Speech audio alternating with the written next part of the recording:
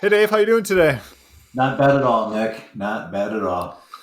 Beautiful day. Starting off the summer season right, and we've got a special podcast today. This is a kind of a first of a kind for us, so I'm pretty excited about it. Yeah, yeah. We're gonna steal a page from a couple of our mentors and do something called "Ask Me Anything." Yeah, so we were able to get some questions from listeners to basically a list of questions that we're just going to go through and answer one at a time. So Yeah. I guess without further ado, Dave, I will let's I'm going to start with you. I'll read the first question. So the question is, what is the bare minimum I should be putting into savings from each paycheck? Yeah, so this is something we've talked about in some other podcasts and in some of our blog posts, but it's tough because it is so circumstantial, it's so specific to the individual, and so I think as we've said many times here, it all starts with your budget and your priorities, right? Yep. And so the bare minimum, we tell people to shoot for, at least 10% of their income into savings, right? As like a ballpark rule of thumb. Hey, if you can get there, at least you're on track. For some people, that's going to be plenty. For some people, that's not enough. So, and the other thing is when the question is really what's the bare minimum?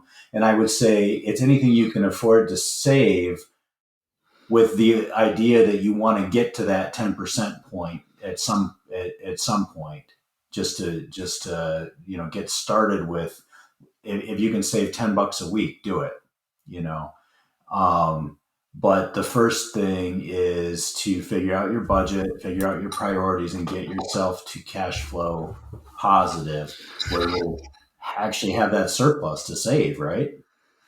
Yeah, absolutely. I think you're spot on with that. A couple things that I would add is, we throw out the 10% number as kind of like where you want to be. But what I would say to that is don't beat yourself up if you're Right. only able to do five. It's really a lot of it comes down to where you are in life and where you are financially, where you might be putting a bunch of money towards student loans. And so you don't Right. have as much to throw into savings, but eventually that equation turns. And what Right. was 5% might be 20% because you paid off a big student loan or a big, debts, Right. things like that. So Right. it's definitely situational. And sometimes we're too hard on ourselves where we think, oh, God, I'm not saving 10%. So I'm never going to get ahead. I'm never going to, be successful. And, a lot of times that's true kind of in the short run, but maybe not in the long term.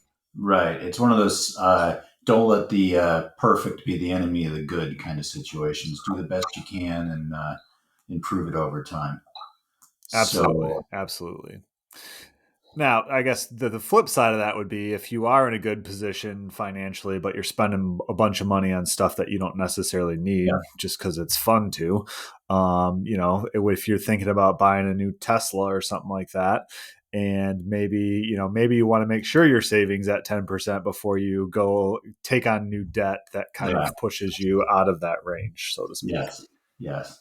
And also, think about how your life's going to change if you're um, young and single right now and making a good income and you know that you're planning to get married, hopefully buy a house and have kids, maybe doing as much as you can right now makes more sense because in a couple of years that's going to shift. So just keep all those variables in mind. It's different for everybody. Do what you can.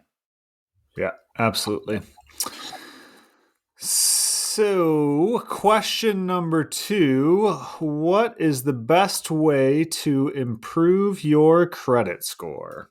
Yeah. So, this is definitely not either of our expertise, but just kind of a basic overview of credit score. The credit score is kind of made up of these five different categories, right? So, you've got Mhm. payment history, which tends to be the most important, making sure that you're making on time payments. Credit usage, which is also up there with payment history in terms of how much credit are you using compared to what you have, right? So if you have Mhm.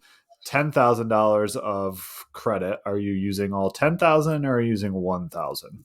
The lower that percentage is, the better off you are in terms of what your credit score is. And then there is the age of your credit accounts. So the longer you have established credit, the better off you are. There is your credit mix, which is, do you have the only credit that you have is credit cards, or do you have a mortgage, a car payment? It's actually better off if you have a wide variety of different types of credit when it comes to credit score. And then the last one is new credit inquiries. So the question was the best way to improve credit score. So I think kind of there's two parts to this, right? The best way to improve credit is to continually make payments on time. That's probably not the fastest, because making payments on time means taking time to make payments, right? So if you are, if you have payment history issues, it's going to take a while for those old late payments to Right. drop off and the good new ones to come on. One of the fastest ways to improve credit scores is the credit usage. So one way to do that is, if you have a credit card with a high, amount on it, you could pay it off. Mhm. Obviously, that's probably not the easiest thing to do, because you wouldn't have a bunch of money on a credit card if you had the money to pay it off. So another way around that we see is contacting your credit card companies, the revolving debt, and asking them for a credit limit increase, because that will technically change your credit usage, right? Even if you don't pay anything Right. off, if you had 10,000 and now you have $20,000 of credit, and you're still using, you only use 9,000. So the goal is to increase your credit limit and not use that extra limit that you increased. So that's a good way that can move things a little bit quicker. Obviously, the age of your credit accounts, that's why, I hesitate to say this, Dave, but that's why establishing credit when you're 18 and getting a credit card is a good thing. It's also a very dangerous thing. Right. It's kind of Right. like playing with live ammunition to some Yeah, degree. yeah. I was going to say it's like it's a little bit of juggling fire. When you said call and ask to have your credit limit increased, I kind of cringed a little bit. But I think all of I'm going to give kind of just a quick practical thought about all this. Nick, those are a bunch of technical ways to improve your literal credit score, and those are good. But just in general, be smart about how you use your credit. Have credit, but be smart about how you use it. And just kind of keep in mind, if your credit score isn't good, you shouldn't be taking on more. Like, what's the point of getting an improved credit score? It's to borrow more, right? But if your credit Right. score isn't good, then you're maybe not in a position to be borrowing more anyway, right? So hey, here we go back to the basics, right? Look at your budget, Yeah. look at your priorities, be responsible with your finances in general, and your credit score will improve. Yeah, that's a great point. I mean, I think a lot of times people get too wrapped up in what's your credit Yeah. score. But you're absolutely right. If you're not planning on taking on new debt, it doesn't really matter what your credit score is. Yeah. I Yeah. mean, it might affect your auto insurance. I don't know. That's a good question for an auto person. I don't know if they're allowed to do that anymore or not, but I know they used to have their Yeah. auto insurance It's score been that was basically your controversial. credit. I think they're still allowed to use it, but I'm not sure. That's been controversial because there's a correlation between good credit scores and responsible driving. Um, Yeah.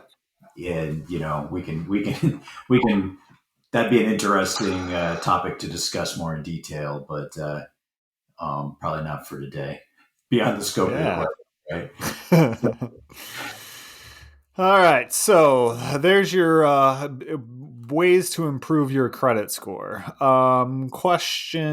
Next question is, do you think the market will crash soon? Yeah, that's interesting. Here we are. As of yesterday, the markets in general are down, 10 to 13% for the year, depending on which market you want to look at. So, when I talk to people, some people think the market already has crashed, and Mm-hmm. there's some definitional differences there, and we could spend a lot of time on that. There's no technical definition of a market crash. Okay.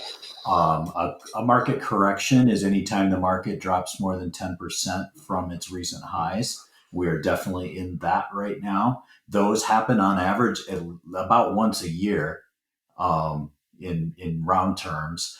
A bear market is when the market drops more than 20% from its high. And on certain indices, we're actually in a bear market right now because the NASDAQ at one point a few weeks ago was down more than 20% from mid December. So, bear markets tend to happen a lot more regularly than people realize, about once every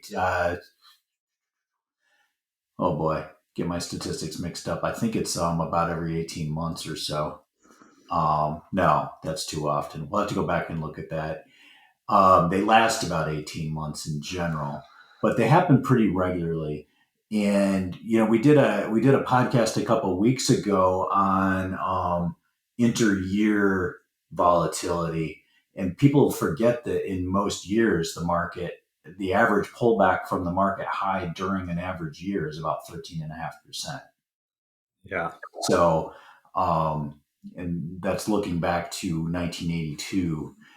These I remember since we just talked about it. It was the average market return has been about 9% annualized since then, but in any given year dropped about 13.5% on average from its peak.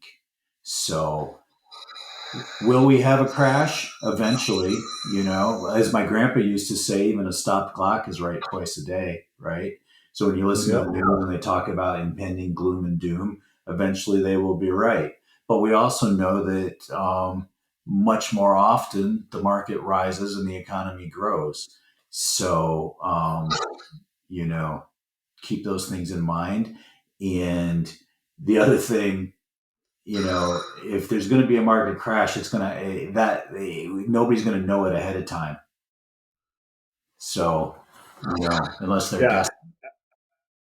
Absolutely. And for further proof of that, just go out and read what some of the prognosticators are putting out there right now. Some of them are going, yeah, hey, it's going to get real bad. And the other ones are going, hey, we already hit the bottom and now we're on the way back up and nobody will even know. We'll just kind of slowly creep back up. So that's kind of what we're hearing out there. And the reality is nobody knows. So Right. I guess the better question would be, are you prepared for it when it does happen? Because it will happen. It could be tomorrow. It could be another 5 years. How many times in the last 6 weeks have we told clients, we didn't build your portfolio thinking that things like this were never going to happen. Yeah. It's part of the equation. It's part of investing. And we've got a lot of other pieces out there on this topic. And rather than rehash them all here, let's just say I'm not going to try to predict when the next market crash will happen. I will say there will be a market crash at some point, depending on how you want to define it. There will be bear markets and there will always be corrections. It's the price we pay for that higher return you get for taking short-term risk. Yep. Absolutely. And I think a great one for people to go back to is the stock market charts podcast that we did a couple weeks ago. So we'll make sure to put a link of that in the show notes if you haven't heard that one already. The next question, Dave, is an IRA or 401k a better program for a new person just starting off in their career? Yeah. So again, the answer depends on a 401k. So at the root, a 401k plan is dependent on your employer. An IRA is not dependent on your employer. That's a retirement account you can set up on your own. So if you're just starting out, the basic things to look at are, first of all, does your employer match in their 401k? IRAs aren't going to have a match, but if your employer is adding anything to your 401k, regardless of how much you want to put in, and you should put in enough to get whatever match they're offering if you can afford it. But, that's usually going to be the best option if there's any kind of employer funding to the account at all. If there isn't, then it really comes down to how much you want to save and what the plan options are in a 401k. So the advantages of an IRA are that you can invest in just about anything you want on your own. But the downside is that it has lower investment limit, or yearly contribution limits. So if you want to put Mm-hmm. more, your a 401k may provide you better answers, but the 401k is going to have a limited menu of investment options that your employer created. Yeah, I mean, the best program for a new person starting off is to find a job with a 401k that, gives you 10-15% no matter Right, what you do, right. right? Unfortunately, there's very few, if any of those left out there. So I guess the only other thing that I would add to that, Dave, is the one benefit of a 401k over an IRA is you get the tax benefit right now as opposed to Mm-hmm. having to wait until the end of the year, right? So True. if you're Yeah. putting money in a 401k, they're not withholding the taxes on that. So you're kind of getting that tax benefit now as opposed to the IRA where you have to put in at the end of the year. I mean, technically you could probably change your withholding around a little bit. It can To get real make those murky. equal. But and the other thing too is pay.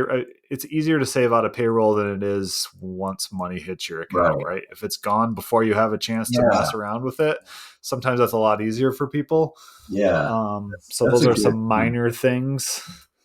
Yeah, if you are going to go the IRA route, I would advise you try to make a monthly contribution. Yeah. Even if it's not for the full amount of the IRA limit, you can always top it off at the end of the year. But try to get in the habit of doing something, around payday where that money goes into that, especially if you're new to saving and investing. That also lets you take advantage of dollar cost averaging, and when the markets are down, you're better off buying then. So rather than try to guess the direction of the market, put a little bit in every month automatically. Don't think about it, and it'll play out well for you. Yeah. And I think the bigger thing, IRA or 401k doesn't matter. The more important thing is that you're starting to save Right. Yeah. at a young age, right? Yeah. Like at the end of the day, those two things are probably going to be similar in 30 years from now. The most important Yeah. thing is that you're putting money into one of those. Right. Yeah. We talked about the power of long term compounding in the markets in the review of Morgan Housel's book a few weeks ago. Yeah. Yep. So, next question. How do I decide when I should start taking Social Security? Yeah. And again, it kind of depends on personal circumstances, but the things that we Right? look at to help people decide are health and longevity. Yep. And if you are going to delay Social Security, where is that difference going to come from early in retirement? So, you're eligible to start drawing Social Security at 62, and Mm-hmm. you can delay up until age 70. And every year, your benefit's going to grow approximately 8%, right? Yep. So if you delay, we know you're going to get bigger payments, and we know you're going to get fewer payments over your lifetime. We just don't know how many fewer. So that's where health and longevity come in. If you're going to live, for most people, what do we say the break even point usually is? 78, 79. It varies a little Yeah, bit. somewhere late 70s, early 80s. Yeah. So just in terms of looking at Social Security, if you think you're going to live past that break even age, and you can just say like mid 70s, if you think you're going to live past your mid 70s or late 70s, you're probably better off mathematically delaying as long as you can. But you're Yeah. not going to know. We're not going to know until we can't do anything about it, right? Right. So, so you got to make your Yeah. best guess. The other part of it is if you're retiring in your mid 60s and you're going to delay Social Security, you're going to have to replace that income from somewhere. And so you have to have a 401k or an IRA or some source of income to replace that IRA or the Social Security income from in the short run. So, Yeah, I mean, those are all great points and kind of how we think about it. Another side of that is just the psychology of it. If you tend to be more conservative and worried yes, about the markets and taking money out of investments, maybe you start Social Security sooner. So you're not losing sleep over the fact that you don't have a steady income coming in. yep, Um, you know, I think that bears some thinking through on a personal level. The other thing that I would say that I hear a lot is people want to take Social Security at 62 because they're afraid that they're not, if they don't take it at 62, they won't get it. It'll just mysteriously disappear. Yeah. Um, I don't believe that's true. I mean, I think that, at some point, Social Security may have some changes to it, but it's certainly not going away. And it's Yeah. certainly still a valuable thing. And I think that what's going to happen potentially is they might make some adjustments, but it's probably going to be based on what you're actually taking. Yeah. So if you take early Social Security, you might be getting less in the future. Um, so that's just one that I know that we hear quite a bit. And when it comes to Social Security, I got to take it as soon as possible because it might not be around very long. Yeah. Yeah.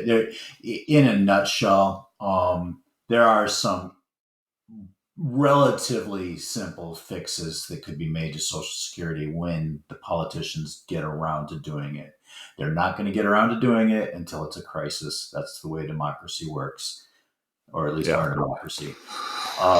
So Well, sit tight, don't, on the list of things that keep me up at night, Social Security benefits for folks near retirement is not one of them. yeah. Well, and we just got a spot of good news. It looks like the trust fund actually had a little bit more money than they thought. So we got an Yeah. extra year, 2035 now, as opposed to 2034, which they were projecting. So Yeah. there Part you of me, go. part of me, being kind of a student of politics and how it affects this stuff, I almost wish they'd come out and said, no, we were wrong. It's going to be like 2028. Let's get going. Let's just get it over with. Right. Rip off the Band-Aid, have the politicians fight it out. And what I expect will happen, and this has already been talked about this year on Capitol Hill, there may be proposed legislation to increase the cutoff limit. I think they might make it, I think the proposal is actually to make it unlimited, the income cap on Social Security taxes. So right now, Yeah. if you make more than, it's in the 130 range, I believe, 130 to 140. It Yep. increases every year with inflation, but you only pay Social Security tax until you hit that cutoff. And if they remove that cutoff, it would mean millions and I don't know the amount, but it would go a long, long way towards fixing whatever's wrong with Social Security. So, Yeah, there's definitely ways to fix it, but like you said, it's just a matter of when that gets done, and it's probably not going to be until it has to get done. So, yeah. next question is, how late is too late to start planning? Yeah, this is a good question. I like this one. My tongue in cheek response, of course, is when you're on your deathbed. Yeah. But the real answer, I think, from a practical standpoint, is it's too late to do financial planning when you no longer have control of your own situation. When it's too late Hmm. to change meaningfully where you're headed.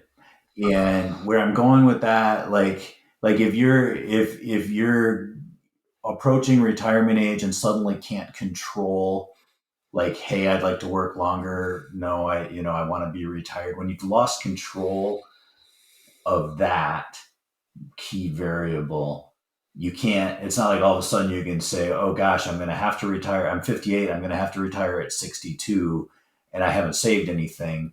What am I going to do? Right. Right. So that absolute thing is going to be different for everybody, of course, and depend on circumstances. But the way to think about it is the earlier you start, the more levers you have, right? The more control you Mm-hmm. have. If you start back to that earlier question, if you start throwing $50 a month in a Roth when you're 22, you're going to have a lot more control. If you've got that habit going and you keep increasing it, so you're putting 10% or more away over time, all of a sudden in your 50s, looming retirement isn't such a big deal, right?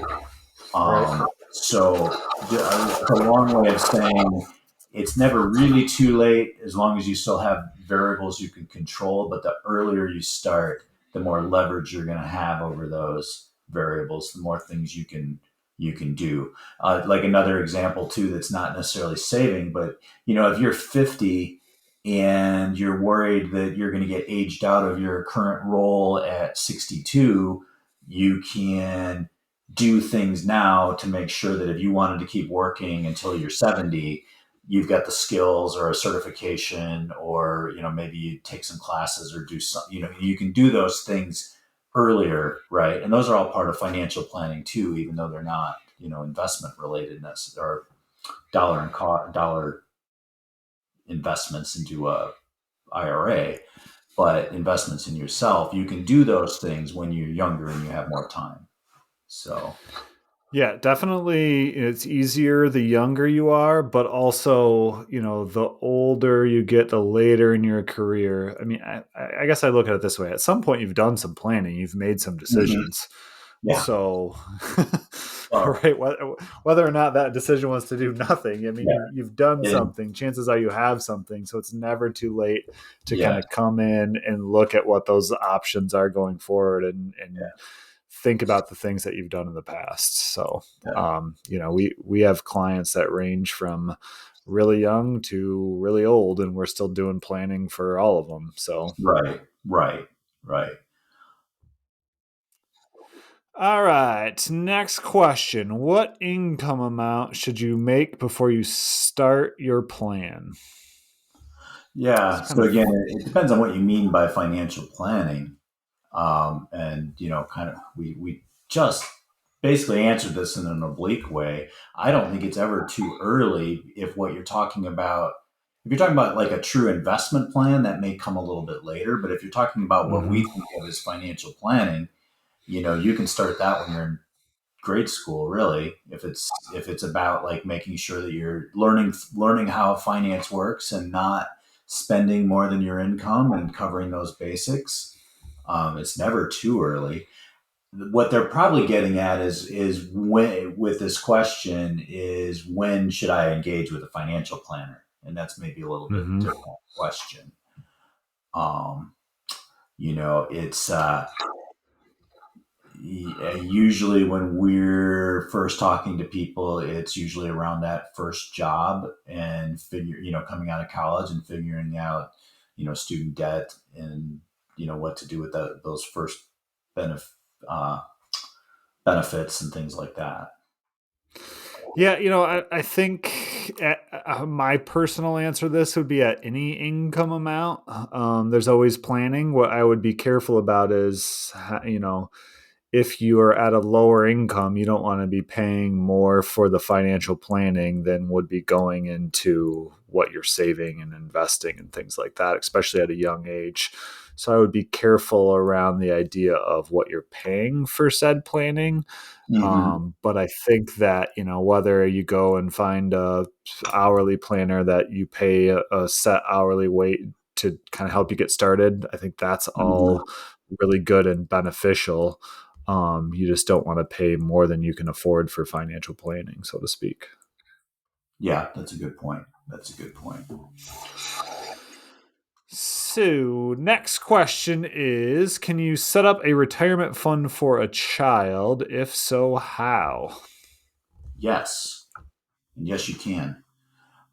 If it's a child under age 18, then an adult must serve as a custodian on that account. But you can open, say, a Roth IRA or what's called a Uniform Gift and Minors Act account for your child. For you need to check with the custodian. I'm not sure all custodians will do it. I do know Fidelity will do it, and I'm 90% certain Schwab will do it. You may know more. For a minor retirement account, yeah. You'd have to have a adult signer on it, and then when the Yeah. child turns 18, the big thing is income. You have to have income, and by income, I mean income that you're reporting to the government, right? So Right. if Johnny's out mowing lawns and you're not reporting that to the government, well, then you can't have a Roth IRA. Yeah. So you probably want to report that to the government, and then you can fund a Roth IRA or traditional IRA. But most people do Roth IRA because when Johnny's 13 and mowing lawns, he's not paying federal taxes anyway. So there's no point in getting a Right. federal tax deferral. So usually we talk about the Roth IRA in this scenario. But in that case, let's say, Johnny makes $1,500 one summer and he wants to put all that into his Roth IRA. He can do that, but he does have to report that income to the government. And then he would have to pay self-employment tax on some of that $1,500, which is the payroll Right. taxes, if you will, that everybody has to pay on income. He doesn't have federal income tax. He won't have state income tax, but the payroll taxes, the self-employment tax will apply. So there's a Yeah. little bit of a cost to reporting that income, but then if it's $1,500, you can contribute up to $1,500, and it doesn't necessarily have to be Johnny that contributes all that. You could gift Yeah. him the $1,500 to contribute it. We do see parents do that from time to time as a way to get started. Yeah, and also too, keep in mind if that income is already W-2 income, if they're bagging groceries at the grocery store or bussing tables somewhere, they're going to get a W-2 anyway. That's already all reported to the government. The payroll taxes and everything are already taken care of. You don't have to worry about it. It's those caveats you're talking about really are if it's like a cash on the side kind of thing. Right. Um, and if they're already on someone's payroll in a more technical sense, then you don't have to worry about that. So it's a Yeah, one thing you do have to be careful about if you can't necessarily pay your kids to do household chores and report that as income. There are some issues behind some of yeah, that stuff. So just be careful with how that all works and looks. yes, But yes, there are options, especially the easiest option is if they're bagging groceries or something like that and they're getting a W-2, you can use that income for sure. yes, And as I understand, there's lots of jobs for kids out there. I think yes, I heard something on the Wall Street Journal. It's the fastest growing labor yes, section is teenage workers. So, yes. Again, um, it's kind of swinging back. I think for a few years it was yeah, hard for kids to find jobs. At least that's what my kids told me. Um, but they tried. I know they did. But yeah, but yeah, that's and I guess we should always put the asterisk disclaimer with all these things when if your kid's got a job and you're trying to figure out the ins and outs of this stuff, talk to your tax advisor. You know, absolutely. they'll tell you the best way to make sure that you've documented everything right. And when my kids had W-2s when they were in grade school and high school, I just gave them to my CPA along with my own stuff and just to let me know what we need to do. So, Yeah, definitely check with a tax advisor.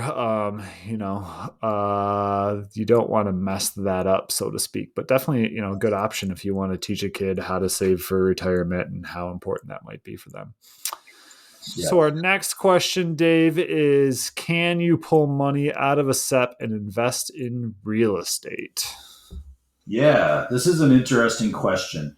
And first of all, if by pulling money out of a SEP to invest in real estate means like taking the money out of the account and buying real estate, you can absolutely do that, but it's going to be taxed as income when you pull it out and likely, depending on your age, be penalized as well on top of the taxes. So if you're pulling, $200,000 out of a SEP IRA to buy a piece of property, you're going to pay, something on the order. If you're under 59 and a half, you might be paying 40% or so in tax on that money to take that money out. Um, Mm-hmm. and depending on the investment value of the property you're buying, that's a pretty steep hill to try to make up, right? Right. So Right. short answer to the easy part of the question is yes, you can. No, you probably shouldn't. Um, so then the other part of the question, the more complicated part of the question, and I'm not sure if this is what they were getting at or not, but there are ways to buy property within an IRA plan. Okay. I'm not an expert on this. I looked into it a few years ago for a few different clients. I'm just going to give kind of a high level rundown of it. But essentially, it involves creating your own company that has a retirement plan and roll your SEP IRA into that company's retirement plan. That then that company is owned by the 401k, Mm-hmm. and you can use the money then in the company's retirement plan. I'm saying 401k because I think it has to be a 401k. I'm not sure on that. Might not might not matter. But then the company's assets inside that 401k can be used to then buy a piece of property or a business. I'm going to tell you that from memory, it can't be just vacant land or your second house. It has to be a income producing business. So rental properties are likely okay, but again, just buying a piece of vacant land and selling it, I don't think you can do that. Again, I'm not an expert on it. It's been a while since I looked at it. Things I can tell you, um, there's a lot of legal work involved to do it right. So essentially, you're getting around paying that big chunk of taxes for pulling your money out, and you're potentially sheltering the growth of that property and the income it produces inside a retirement account, which is good. It saves you a lot of taxes. The downsides of it are to do that right, to follow all the IRS rules is very expensive. And the companies that do this are essentially legal entity or law firms and consultants. They create all this paperwork for you to do this, and they're very expensive. So this isn't a way to go buy a for $10,000 condemned piece of property. This is a way to buy something that's going to be valuable enough to be worth all this expense and headache. The other thing is, because it has to be a business, somebody's got to run that business, and that's going to be you, most likely. Mm-hmm. So, and where I saw people run into trouble with this was back before the financial crisis, that I knew a couple of people who had done it. Um, is liquidity. You know, this wasn't the retirement that they wanted it to be. Their businesses didn't do very well because we were going into the financial crisis at the time, and they wanted out and they were stuck. Got So, I'm not a big proponent of it. I'm not saying it can't be. It's one of those situations where investment wise and financial wise and tax wise, it may look really good and it may be right for the right people. But just because you can do it doesn't mean you should do it. Yeah, I So, feel like this one gets kind of the wrap of, it's kind of like following some influencer on Instagram yeah, or something where they're in a whole different level ball game than most people are, but they make it seem like it's super easy and anybody can do right, it. And right. yes, you probably could do it, but I think it's a lot more Yeah, complex and complicated and expensive if you're doing it on a level that's not, where most people where you're hearing about it are doing it at, so to yeah, speak. yeah. So So, yeah, possible, but something you definitely want to be careful around and making sure you're A, doing it the right way, and B, making sure that this is, what you want to do and a part of your overall plan that makes sense. Not necessarily you're going to just do it for one property and see how it goes kind of thing. right, right, exactly. All right. So next question, Dave, is why don't financial planners speak of gold or silver as an investment for a balanced portfolio? Well, yeah. So first of all, that's not like a universal truth. I've seen plenty of financial planners, people that I think do a good job and have respect for, that do include precious metals in their investment portfolios. I've seen good arguments for using them and good arguments for not using them. The portfolios we use and the portfolio construction folks at East Bay that we work with don't generally like to include them. And Mm-hmm. it's not it's not that they're always bad. It's when we're looking at what goes in a portfolio, we need to make sure it provides diversification and potential return, right? That means Hmm. either it needs, so if without getting too far in the weeds on asset allocation, if you start with a 100% stock portfolio, anything you add to that needs to provide either a superior return or reduce the risk, right? Yep. And that means like if you just take stocks and bonds, and we'll put an asterisk on that because the last 3 months haven't played out this way, but in long term they will. Stocks go up when certain things happen in the economy, and bonds generally don't do as well. And then vice versa, when bonds are doing well, stocks aren't doing well. So we don't expect bonds are going to outperform stocks, but they give us some ballast in the ship, right? And Hmm. gold can do that at certain times, but it's a little less predictable. And some of the times when, well, gold's just not as reliable in that sense. And there's an old adage. Gold is a great way to get all of the volatility of the stock market with all the long-term return of a certificate of deposit. Okay, so the reason we put up with the volatility in the stock market is because the long-term average on the stock market is about 10%. Gold, the long-term average is 3.5 or 4%. I forget the exact number, and I'm not pulling out charts to figure it out, but it's approximately the same as the long-term return on a certificate of deposit. With all of the volatility, if you look at a chart of gold, it zigs and zags every bit as much as the stock market does. And so that's not a good risk reward trade off from my point of view. Okay. Um, Other metals, I actually think are better investments than gold anyway. Okay. Gold only has value because it's pretty. There's not any industrial use for gold really. Hmm. Um, Silver there is, copper there is, tungsten, plutonium, all these other precious metals get used in electronics, get used in construction. There's value to them. Gold, there really isn't any. Um, but they tend to be seen as a hedge against inflation, which is on everyone's mind right now. But they're not a perfect hedge against inflation, and the time to have bought them would have been when inflation was low, and going into an inflationary scenario, they take off. When inflation is real, the ship has already sailed. So um, I'm not a big fan of them now. Um, there are better tools now than there used to be. When you and I started in the business, if you wanted to buy gold, you had to go to a precious coin dealer and buy physical gold, right? Right. And now there are exchange traded funds that track the value. Oh, the other way you could do it was to buy mining companies. You could Yep. buy gold mining companies because they tended to track, but not perfectly, the value of gold or silver.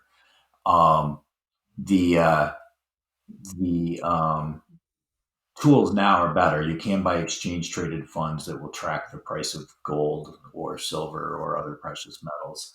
But so it's easier to take them in and out of a portfolio. Um, The other thing, though, is a lot of times when people talk about, hey, I want to buy gold, or when they see the ads on MSNBC about buying gold, they're not talking about, buying gold in your IRA that you can, move in when you think the price is low and move out. They're talking about having like physical gold because they think the world's ending. Yeah. And, I just kind of, if you really think that things are going to spiral to that point, it's not like there won't be any economy for you to like you won't be able to walk into the grocery store with your um, solid gold Swedish kroner coins and walk out with Campbell's soup. Right. And if you really think that the world's ending, it's not going to matter what you what Yeah. you buy. So Probably be better off buying farming equipment so you right, can right, yeah, meals ready. produce some stuff off your land. Yeah, yeah. Freeze dried food, Yeah. There water you go. purification systems.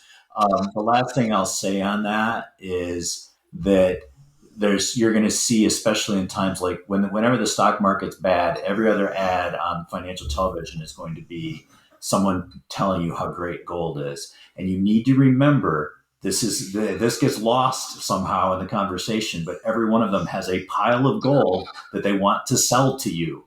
And if Yeah. they think the price of gold is going to the moon the way they describe it, why would they be selling it to you now? Right. You know, if they wait another 6 months, 12 months, then try to Yeah. sell it to you. So just keep in mind that's true of just about anything, but they're always trying to sell you what they have, and you know, um, they're not doing it because they think this is a great time to buy gold. They're doing it because they think it's a great opportunity to sell the gold they have. So Very true. Very true. All right. Next question. How often should you change your investments or not? yeah, so we're pretty firm believers that if you change your investments when your circumstances change, not when the markets change. Hmm. For the Yep. most part. If you're in a transition phase from being able to save to being ready, trying to get ready to retirement, that's a trigger to change your portfolio. If you have a windfall that changes your circumstances, you can change your retirement. If you have unexpected expenses that may be on the horizon, going the other way, that can cause you to change your investments, but not based on what Dave's gut feeling about the price of gold, the price of stocks, the price of bonds are. Build a good portfolio in the first place, and you shouldn't have to change it. Yeah, I mean, I think some of the best investment advice that we've ever given is don't do anything, right? It's probably the most common. It's also the most counterintuitive a lot of times when you're Yeah, feeling the pain and the market's going down. Not doing anything is probably the best advice, yeah. but it's also probably feels the worst. So there's a study that's out there that Fidelity did where we live in the era of big data now where they can analyze things and figure things out on a large scale. And so Fidelity decided they were going to take all of their investment accounts and look at the top performers and then reach out to those people about like what their strategy was. And what they found out was that their top performing accounts, I can't make this up, their top performing accounts, a large percentage of them were top performing accounts because people either A, forgot about them, or the account holder was actually dead. So they were people that weren't changed. They had bought something and forgotten about it, or forgot or died with it, and didn't ever make any changes. And Vanguard's done a study that I think is similar, kind of going the other way, where they've looked at how often people log into their investment accounts and how those accounts tend to perform, and they are inversely correlated. People that look at their investment accounts often, these are people that are doing their own thing, that Yeah. they are more likely to make changes that are detrimental to their outcomes. So, There you have it. yeah, I think that says what you need to know about changing your portfolio. Make a good plan and stick with it. Have a discipline. Yep. Yeah. Or lose your account password to log in and then go back in 20 Yeah. years. Yeah, right. Well, the last thing I'll say on that too is if you are making changes, there are strategies, there are arguments. I've been reading a pretty good book that talks about this topic, which will probably end up being a book review here in a couple weeks. But whatever you do, make rules for yourself about the changes you're going to make and stick to those rules. If you're going to follow an investment strategy that calls for some changes, don't make those rules up on the fly, especially in the heat of a lousy market or an overheated market. Make those rules of how you're going to make those changes um, when you're not in an emotional state, and Yeah. and stick to them. Write them down and stick to them. Yep. So Absolutely. So our next question is, what is a good retirement or savings investment option for someone living paycheck to paycheck? yeah. So the first thing is we've got to get them to stop living paycheck to paycheck, right? Yeah. Yeah. I mean, you can't really save if you're living paycheck to paycheck. And then from there, It's about, making sure you've covered your bases and saving what you can. Yeah, I think more important than retirement savings is getting yourself on a good handle on your cash flow, your budget, making sure that you are working your way out of living paycheck to paycheck, whether that's paying off debt, whether that's reducing some expenses to free up some stuff to give yourself a little bit of leeway and build the all important emergency contingency fund, Yep. so that you have options. And I think that's the best way to. The thing about saving for retirement and investing is it only works if you have the time to put in it. So what happens is if you're living paycheck to paycheck and you're trying to put money into a retirement account, and then in 6 months you got to turn around and pull it back out, you're actually doing yourself more harm than Right. the good of actually saving. Right. Right. So build that base first, and then go back and we probably should have bumped this question up to the top because it kind of goes with a couple other things. But start small and do what you can, and build as you go, and don't don't not save because you feel like you can't save enough. Yeah. All right. Our last and final question, Dave. Is a Roth or traditional IRA a better investment for retirement? Yeah. So when you're in retirement, Roth is great, right? Yeah. Nobody's going to regret having a Roth in retirement because you don't have to pay taxes when those monies come out.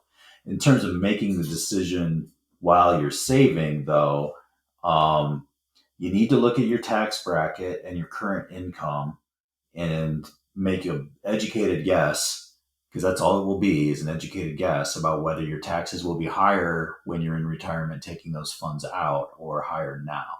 So, if you're in a high income situation now, there's a pretty good argument for making, traditional IRA or pre-tax 401k contributions now and then paying those taxes in retirement. But if you're in a lower tax bracket now, you may want to go ahead and do Roth.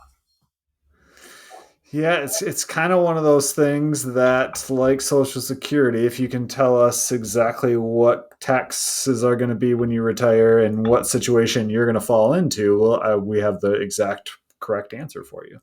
The So, reality is that we don't know that, and also you're probably, if you're talking a 30-year retirement, things are going to change in retirement, so having some Roth and some pre-tax funds is going to be really helpful because you're going to have options, and that's yeah, super important when you get to that yeah. point. So to give a practical answer rather than just a bunch of, oh, it depends, I would say, if unless you feel like you're in a super high tax bracket now, go ahead and do a Roth as long as you can afford to pay the taxes now. If it becomes a budgeting issue, you know, um, then then maybe doing the IRA, the traditional contributions to reduce your current tax burden and make it a little bit easier to save is a good idea. I also like the idea of splitting things too, Yeah. because just like we like diversified investments, having your tax situation diversified in retirement is useful too. We can then kind of be more strategic about your taxes during retirement and where do we take money from.